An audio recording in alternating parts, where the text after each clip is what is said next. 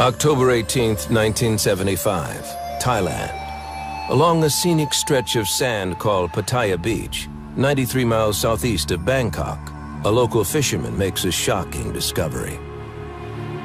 Here, in the shallow waters of a tidal pool, he finds the lifeless body of a young woman wearing only a flowered bikini.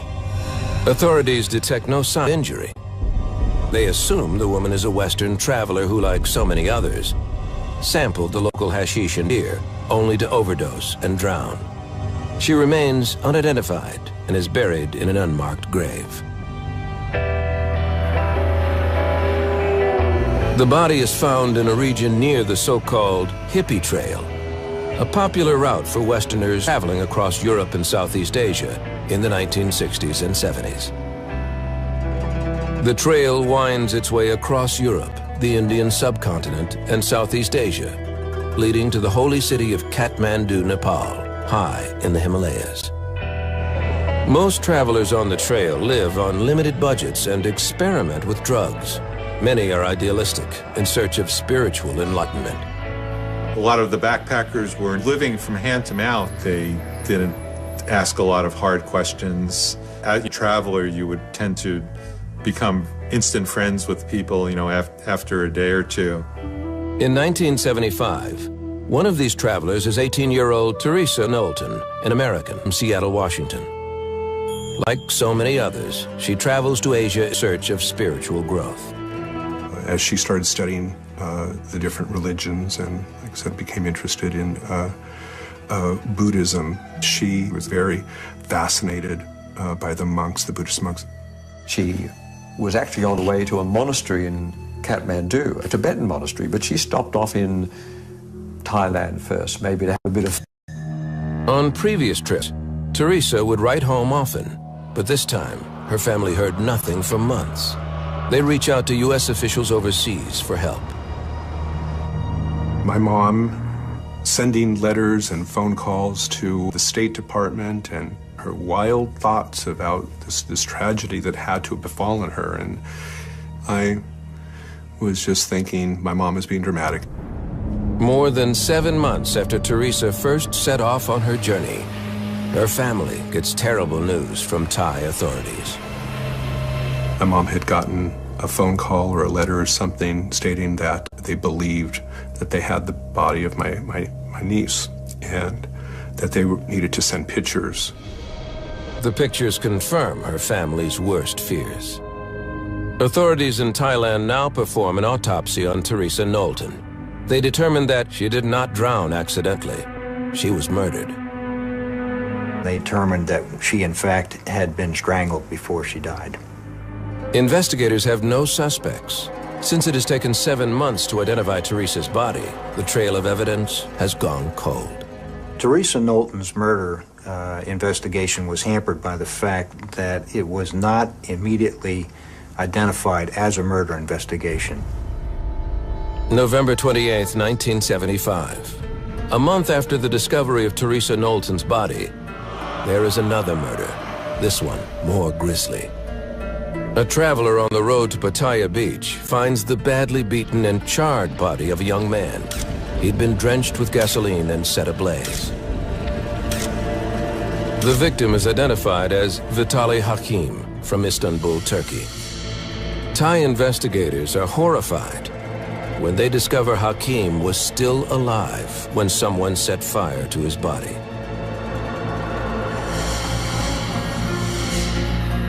December 16, 1975. 2 weeks after the delivery of Vitaly's body, bodies of a young Dutch couple are found in a ditch 55 miles north of Bangkok. They are identified as 29-year-old Henk Betania and his 25-year-old fiancée, Cornelia Hemke. They, too, had been badly beaten and burned alive. News of the gruesome murders hits the papers on the same day as another disturbing discovery. Once again, another body is found just south of Pattaya Beach. This time, the victim is a 24-year-old French woman named Stephanie Pari. Investigators learn that she came to the area looking for her Turkish boyfriend, Vitaly Hakim. Like Teresa Knowlton, Pari is found in the water. She had been strangled so violently, her neck was broken. Unlike Teresa, she is wearing a dress, not a bikini. Still, the media jump on the story, labeling the two murders as the bikini killings. Just days after the discovery of Stephanie Pari's body, another murder investigation begins to unfold. 1,300 miles away, where the hippie trail winds through Kathmandu, Nepal. Here, investigators are horrified by the discovery of two victims who had been murdered and set ablaze. On December 21st, the charred remains of a man are found on the outskirts of the city. A day later, police find the body of a woman in a field. She was stabbed, and after then, she was the body was the burned. But actually, it is the horrible and it's the brutal type of the killing. Nepalese police canvass the area, looking for witnesses who might be able to help identify the victims. We started to search the hotels, lodges, private houses, everywhere. Just we know these are the foreigners, maybe Europeans, Americans, with the size of the body and the color of the skin. Authorities soon identified the victims as 26-year-old Canadian Laurent Ormond Carrier and his companion, 29-year-old American Connie Jo Bronzich. Over the next few months, news of the hippie trail murders begins sweeping across Europe, Asia, and the U.S. In each case, the murder victims' money and passports are stolen. Because the crimes occurred in separate countries, authorities are at a disadvantage. More than 6 months after the murders in Nepal, there is a major break in the case in India. Police arrest this man, 32-year-old Charles Sobhraj. When investigators take a closer look at Sobhraj, they find evidence linking him to a gruesome trail of crime. Underneath a charming exterior, they discover a man capable of monstrous acts. A man who would earn the nickname, the Serpent. The arrest occurs in New Delhi, India. Here, at the Vikram Hotel, when a group of French students begin passing out after taking anti-dysentery pills given to them by their tour guide.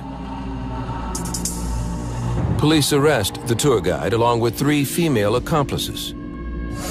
2 women quickly confess and make some startling revelations.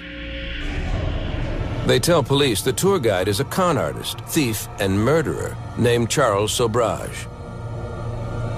They confess to helping Sobhraj drug and poison people on the hippie trail so they could steal their money and passports. Some poisonings, they say, ended in murder. Police investigating Sobhraj recover the passports and personal items of some of the murdered victims. As Indian investigators delve into Sobhraj's past, they discover he is suspected of crimes in several other countries. There were a number of investigations in which he was involved. These ranged from thefts to international misuse of travel documents such as passports.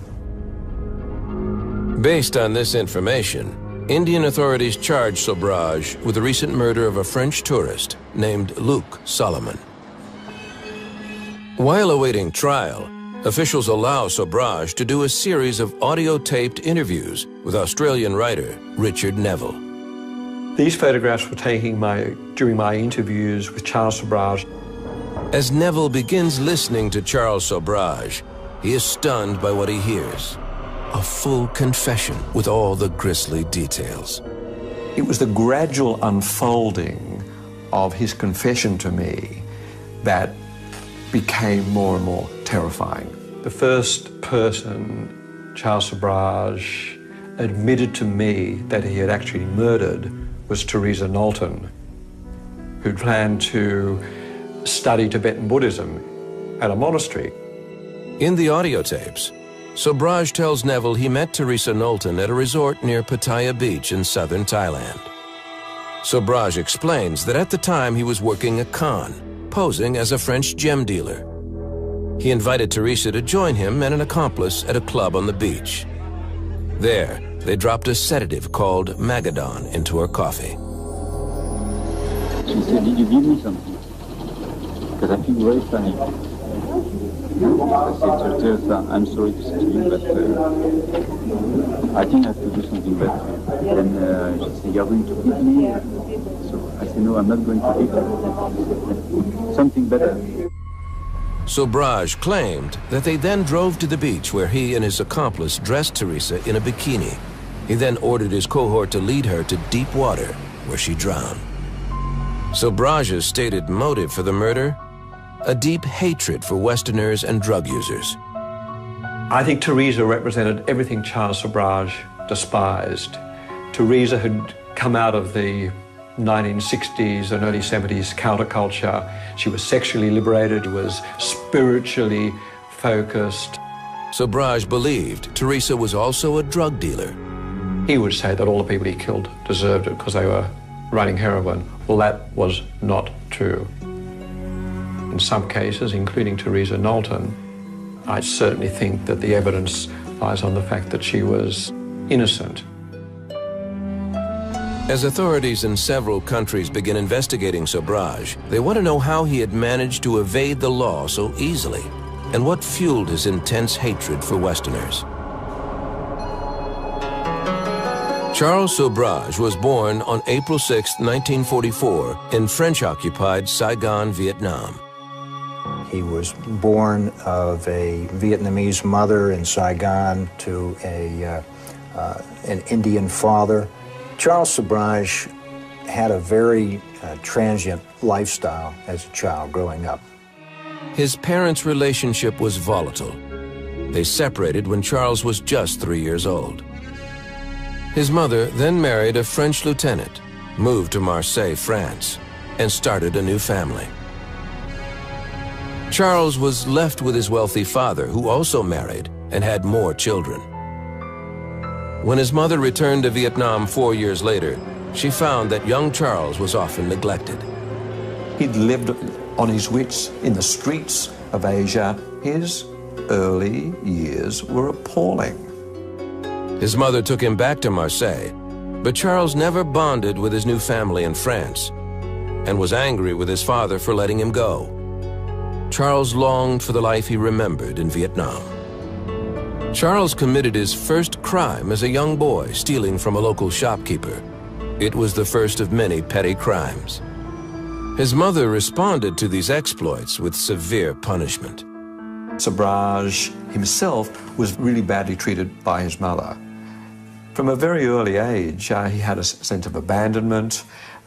He was wetting his bed up until the age of 15. One of the ways his mother tried to attack that problem was to tie up his penis with string. That stamped a sort of kind of hardness in his soul. Charles' feelings of anger and abandonment intensified when he was 9. His mother and stepfather left him in a boarding school in Paris while they returned to Vietnam. So he spent all his holidays alone in a boarding school, often throwing himself into the bed and weeping. At age 16, his father allowed him to move back to Vietnam to live with him. The move did not help his son's behavior. Charles continued to lie and steal. Within 2 years, his father sent him back to Paris. He was cast out. His father really never accepted him as his own. In France, Charles was arrested when he was 19 for burglary and received a 3-year sentence. Alone in his cell, Sobhraj read books on law and psychology. He also honed an aptitude for foreign languages. Charles Sobhraj was capable of so much. He had so much intrinsic capacity and talent. Sobhraj was released from prison at the age of 22. Soon he met a young, beautiful Parisian woman from a wealthy family named Chantal. He was eager to impress her with his literary knowledge, good looks, and engaging personality. What was scary about him was that he had a certain charm to him. Apparently was able to, befriend women quite easily. Chantal quickly fell in love with the handsome, charismatic Sobhraj. But during their courtship, he couldn't compete with her wealthy lifestyle. He began committing burglaries and robberies, going so far as to steal a car, which landed him back in jail. Still, Sobhraj convinced Chantal they were meant for each other. She waited for him, and they got married 5 months after he was released from prison. Almost immediately, Chantal became pregnant. Sobhraj tried to go straight. He worked in a restaurant, but it did not pay well, and Sobhraj thought the work was beneath him. He began passing bad checks to help pay for the luxuries he craved. So at first, Charles Sobhraj's motivation was really to survive. Then it came to live a life of kind of luxury and travel. For the next several years, Sobhraj continued to work odd jobs, all the while perfecting the art of deception. In 1970, Sobhraj and Chantal's life took a dramatic turn when they left Paris and headed for India. Sobhraj soon found a new target for his crimes, the young and gullible travelers on the hippie trail. 1970, Paris. 26-year-old Charles Sobhraj has already served time in a French prison for car theft. Undeterred by his punishment, he continues a steady stream of crimes, like passing bad checks and robbing tourists. The robberies help him provide for his pregnant wife, Chantal. But Sobhraj worries about getting caught and decides it would be safer for him to hit the road. Now, on the run, Sobhraj takes his crimes to the next level. In the summer of 1970, he and his wife Chantal leave Paris and travel to Bombay, India. There, Chantal gives birth to a baby girl, Usha. During the next year, Sobhraj runs a stolen car business. The money bankrolls a newfound passion for gambling. He had a very serious gambling habit. He wanted to live in a high style. Sobhraj loses more money than he wins. To support his family, he continues to rob tourists, but adds a new twist. He learns how to drug his targets. Not to kill them, but to befriend these tourists, to spike their drinks. They would become comatose. He would steal their belongings. He finds targets who are even easier than the typical tourists, Western backpackers on the hippie trail. These people, because they were strangers in a strange land, presented a particular vulnerability. People were friendly. They didn't ask a lot of hard questions, so they were very susceptible to con men like Charles Sobhraj. He despises the hippies. They had long hair, they smoked marijuana, they'd had easy lives where he'd had a tough life. He didn't give a damn about these pampered Westerners. Sobhraj finds it easy to spike their drinks. He seemed to just love to slip people drinks, and they would luck out and wake up in a hotel room and go on with their lives. Remember, he is a gambler, and he also gambled on the fact that no one in Asia at that time would care too much about long-haired, barefooted backpackers. And in a way, he was right about that. Sobhraj doesn't always get away with his crimes. In 1971, he is arrested in India for a jewelry heist and ends up in prison. Sobhraj begins plotting his escape. While in the Bombay prison infirmary, and with the help of his wife Chantal, he manages to drug a guard and breaks out. He and his wife are quickly captured. She posts bail, and he too is eventually freed on bail. They flee India in 1972, ending up in Kabul, Afghanistan. Sobhraj continues his crime spree, drugging and robbing Western tourists on the hippie trail. In 1973, Sobhraj and his wife Chantal are arrested and jailed in Kabul for failing to pay a hotel bill. Once again, Sobhraj drugs a guard in the prison infirmary and escapes. That's part of his secret, and there's always going to be a time when the guards fall asleep, or they're distracted, or he may just smuggle a drug into the jail that he can, put them to sleep. Sobhraj flees to Tehran, Iran, leaving his family behind. Once Chantal is freed on bail, she returns to France and is reunited with her 2-year-old daughter, Usha. For the next year, Sobhraj is constantly on the move. He usually carries at least a dozen fake or stolen passports and always manages to stay one step ahead of the law. Sobhraj moved easily across borders. Police officers don't do that. Sobhraj spoke many languages and was masterful at covering his tracks and moving to another country before the authorities caught up with him.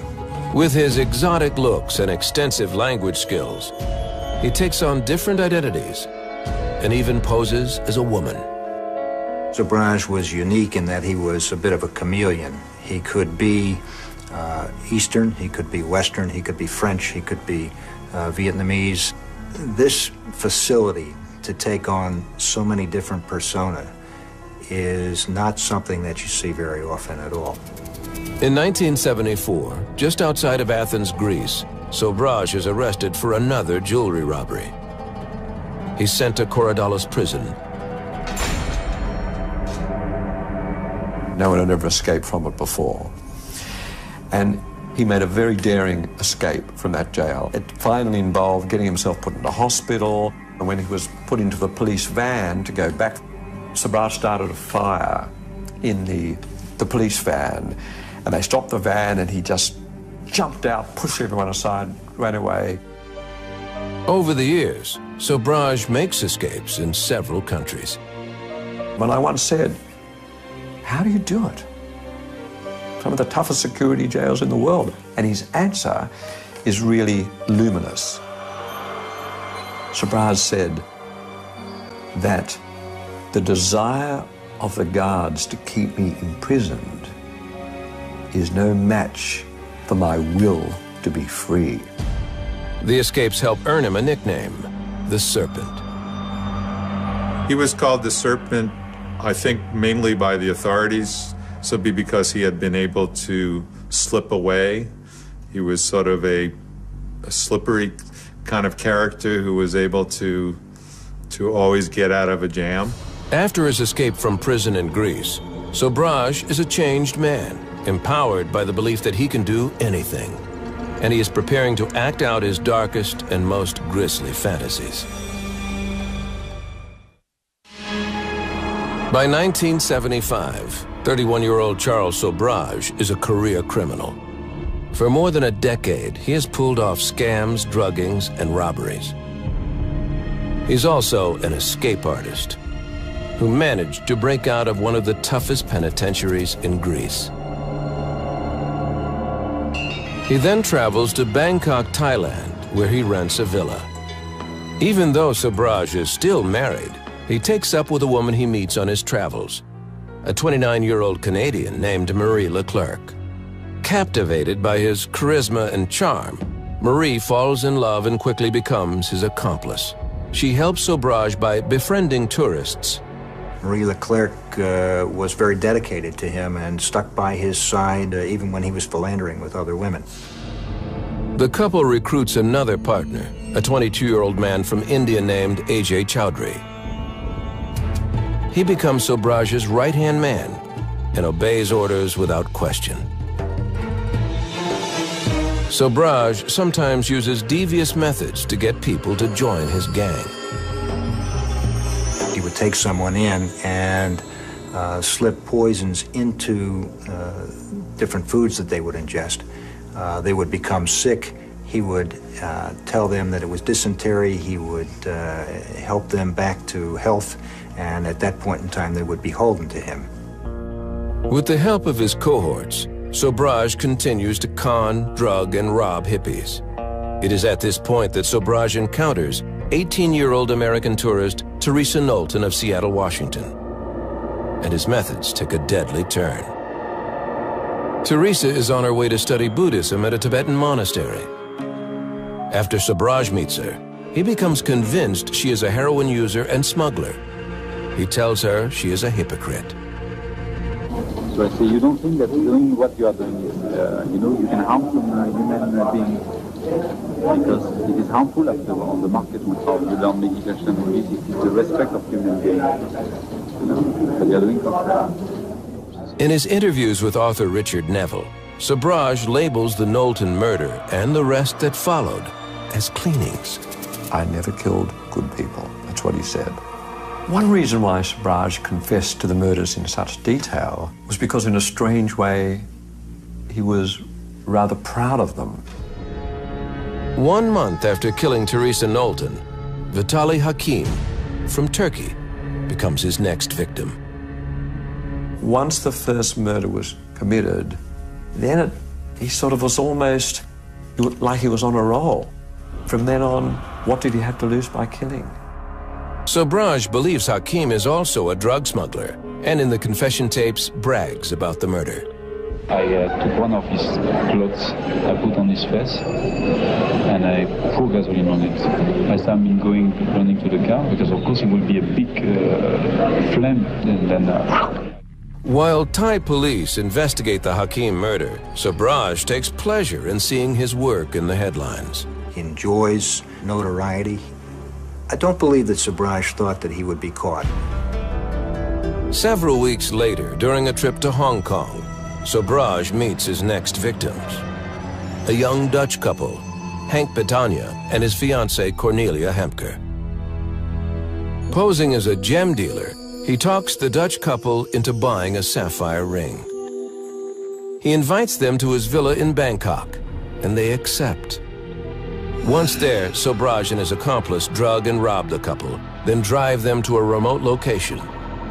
There, they beat the pair and burn them alive. Within days, he murders a French woman named Stephanie Pari, who came to Bangkok looking for her boyfriend, Vitaly Hakim. He's killing because someone has gotten too close to him and he's afraid that they might go to law enforcement and give up his criminal activities.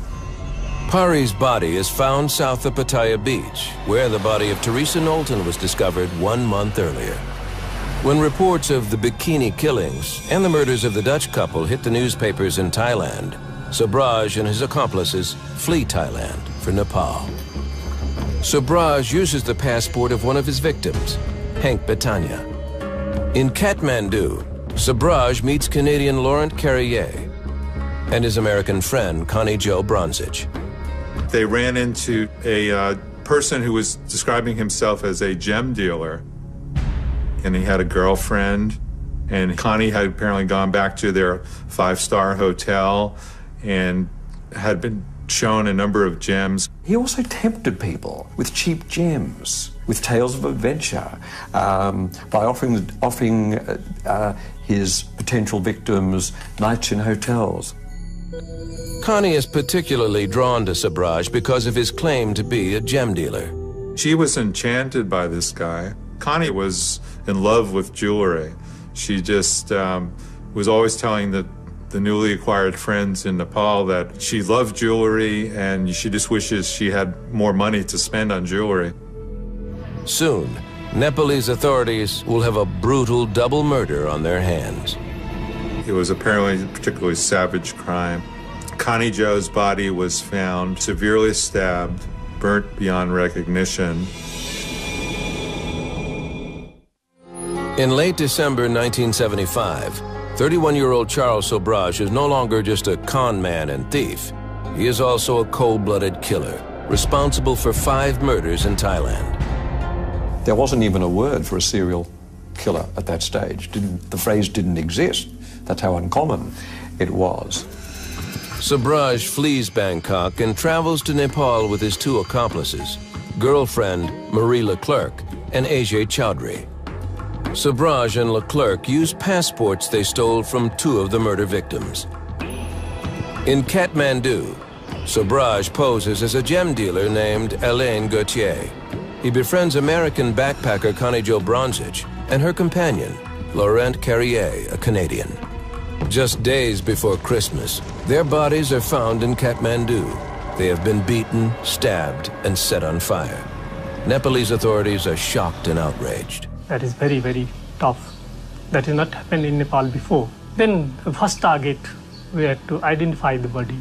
The idea of Western tourists, Western backpackers being brutally stabbed really incensed the Nepalese, and they really wanted to find their killers. Friends of the victims tell police they saw the pair with a gem dealer named Alain Gauthier. Based on eyewitness descriptions, Police bring in Sobhraj and his girlfriend, Marie Leclerc, for questioning. They tell police they are on vacation from Holland and show authorities the passports of the Dutch couple they murdered in Thailand. He says, I'm Annika Sanibelindinja. I'm from the Amsterdam, Holland. I'm professor. My wife is TV star. We looked to these passports. We couldn't find anything. Police don't have enough evidence to detain the couple, so they let them go. Still suspicious of the pair, Nepalese police keep their hotel under surveillance. When there's no sign of them after a day, authorities break into their room. Sobhraj and his two accomplices had managed to slip out of the hotel unnoticed. In the hotel room, police find a stash of stolen passports and other incriminating evidence, including business cards with the name Alain Gauthier and a Bangkok address. Now Nepalese authorities connect the dots after reading in the papers about the murder of a Dutch couple in Thailand. After a few days, we have the Bangkok Post here, and we noticed the name Annika Sanibelindinja already died, murdered in Thailand. And we say, oh, this is the thing. It's the same Dutch name used by Sobhraj when he was questioned a few days earlier. But by now, Sobhraj is nowhere to be found. Back in Thailand, witnesses tell police of a gem dealer going by the name of Alain Gauthier, who was seen with the murdered tourists. In Sobhraj's rented villa there, authorities discover stolen passports and other documents, linking Sobhraj's alias, Alain Gauthier, to the crimes.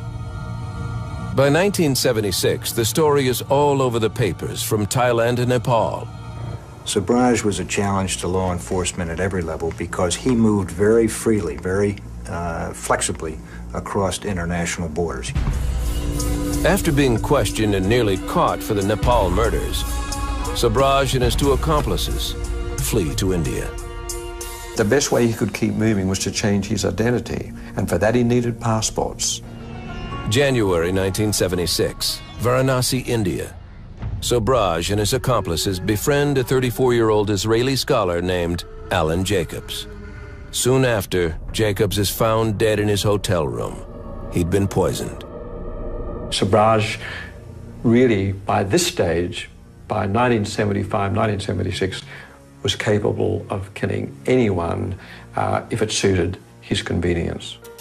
No one has yet connected Charles Sobhraj to any of the killings, so he is confident he can still avoid capture. He returns to Bangkok using Jacobs' passport. At one point, Sobhraj and his two partners are detained by police and questioned, but Sobhraj bribes the Thai officers with $15,000, and they are released. The authorities were incompetent. They were unable to hold Sobhraj, and he escaped. He flew the coop. The trio now heads to Malaysia, where police believe Sobhraj murders one of his accomplices, A.J. Chowdhury, after they committed gemstone robbery. Chowdhury is never heard from again. They think that he killed this guy, A.J. He's not your classical serial killer, if you will. He is someone who likes to control his environment, control those around him. Sobhraj and Leclerc leave Malaysia and return to India.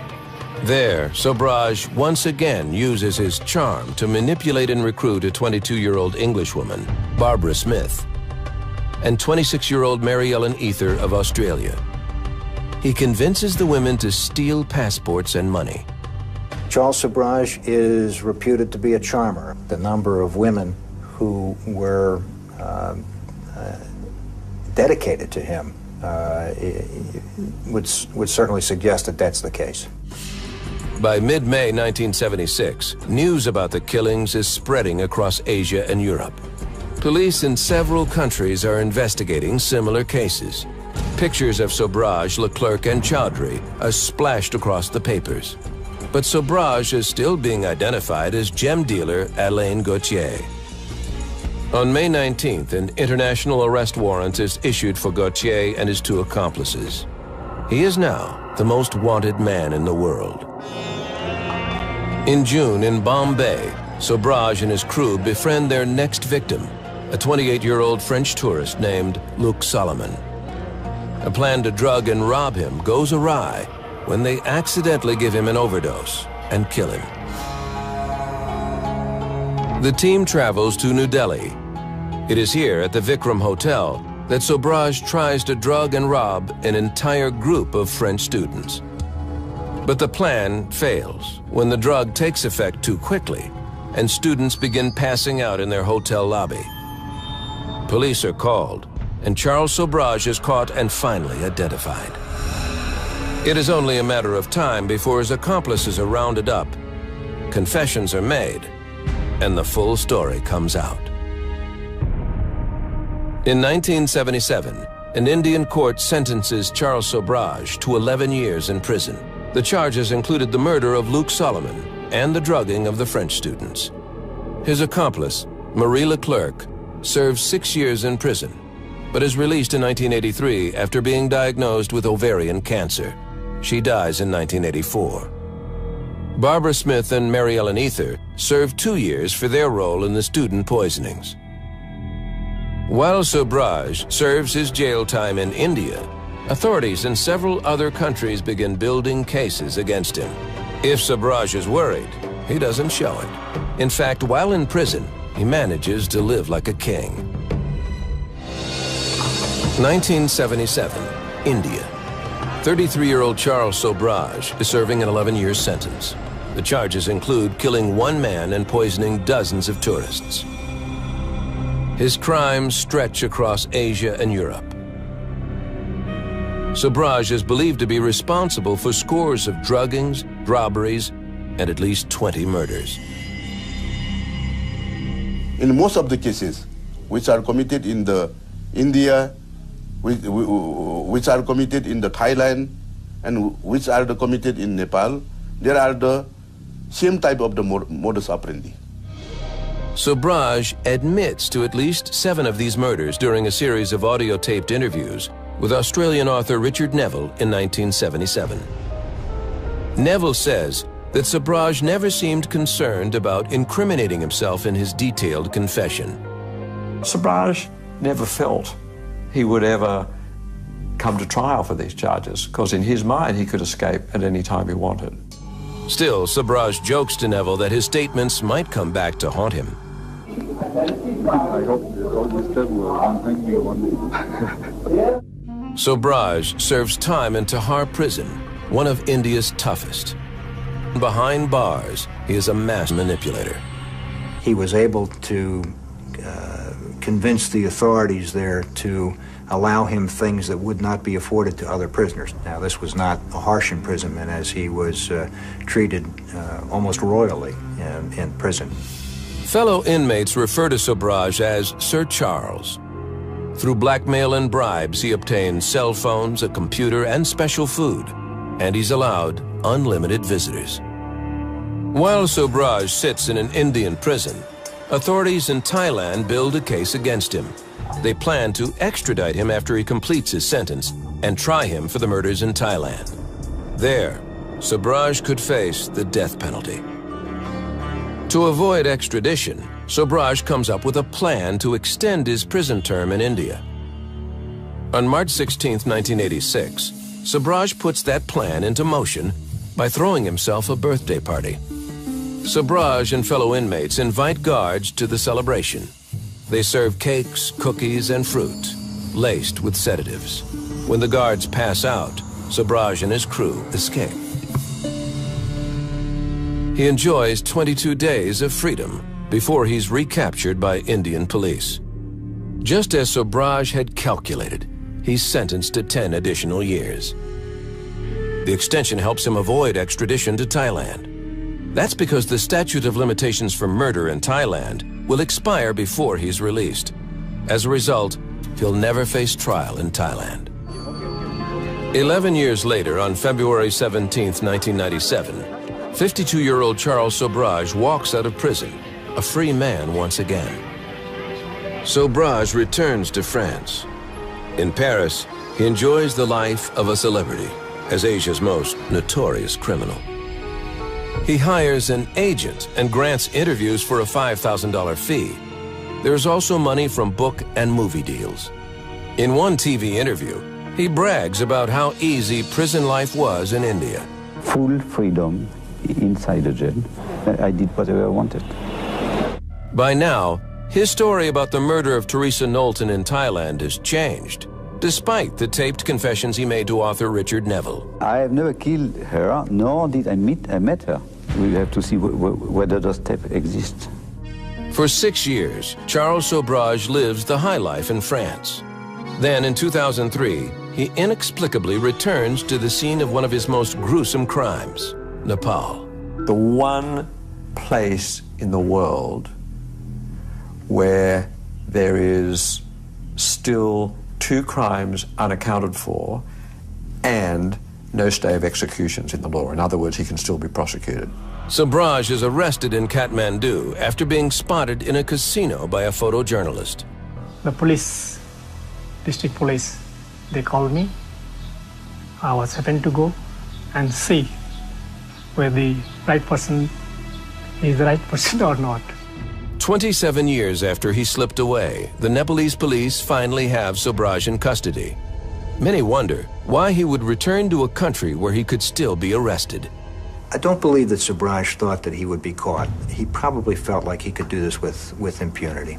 Sobhraj is accused of the grisly murders of 2 tourists, American Connie Jo Bronsich and Canadian Laurent Carrier. The charges in the Carrier case are dismissed for lack of evidence. In August 2004, the Kathmandu District Court finds Charles Sobhraj guilty of the Bronsich murder. He is sentenced to life in prison. I am shocked to have get a conviction without trial. They didn't even call a single witness. Nothing. The criminal reign of Charles Sobhraj, the Serpent, is over. Today, the hippie trail is far less traveled due to social and political changes. The spirit of that generation has also changed, due in part to the crimes of Charles Sobhraj, who drugged, robbed, and murdered travelers along the way. Sobhraj always thought that he was above certain things. He was above the hippie scum. He was above the cops who were trying to pursue him, so that somehow he would be safe. And all of a sudden, he's not safe. He's locked up. Charles Sobhraj is accused of having committed a great many crimes in a great many different countries. He has been a serial criminal throughout his life. I would hope that he's changed his ways, but I don't think any of us believes the Serpent has changed his ways. In the time he spent with Charles Sobhraj, author Richard Neville could find no sign of remorse. I question him repeatedly about remorse. Why didn't he absolutely have some empathy with the victims and how their friends and their families and their loved ones might feel? He said, look, I never killed good people. When you look deeper into Charles Sobhraj, after knowing him for some time, and you're aware of the number of victims, the conclusion is obvious as to what drives him. And that is the fact that he's a psychopath.